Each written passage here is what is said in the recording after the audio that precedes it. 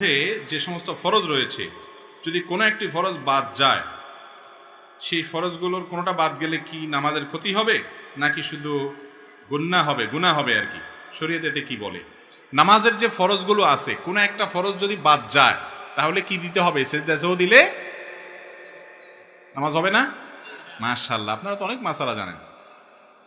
যদি নামাজের কোনো ফরজ ছুটে যায় তাহলে কোনো সিজদা সাহুতে কুলাবে না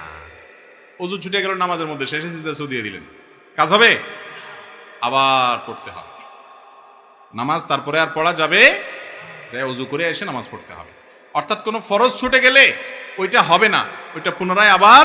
আদায় করতে হবে আর যদি ওয়াজিব ছুটে যায় তাহলে সিজদা সাহু দিলে আদায় হবে আর সুন্নাত ছুটে গেলে কিছুই করা লাগবে না নামাজের মধ্যে মোট 3 ধরনের ভুল হয় কয় ধরনের ভুল হয় সুন্নাত ওয়াজিব ফরজ সুন্নাত ছুটলে কিছুই করতে হবে না ওয়াজিব ছুটলে